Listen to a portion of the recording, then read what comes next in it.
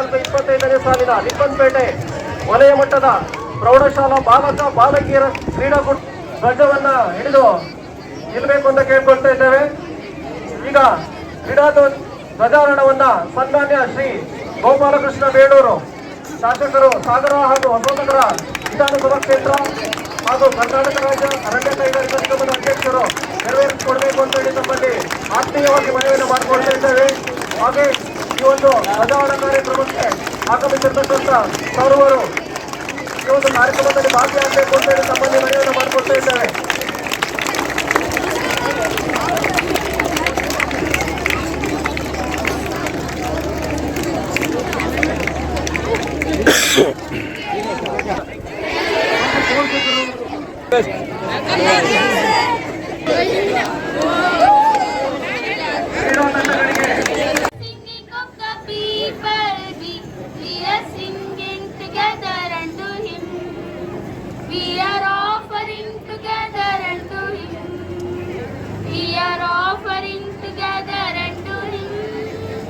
Unto him shall the offering of the people be.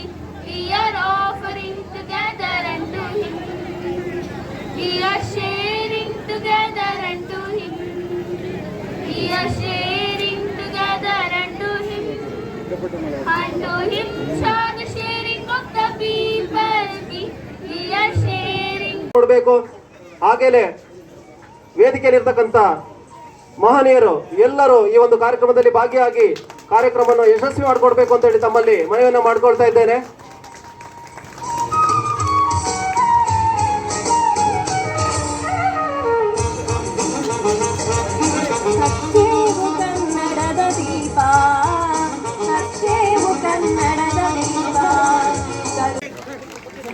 ಈ ಒಂದು ಕ್ರೀಡಾ ಜ್ಯೋತಿಯನ್ನ ಸ್ವೀಕರಿಸಬೇಕು ಅಂತ ಹೇಳಿ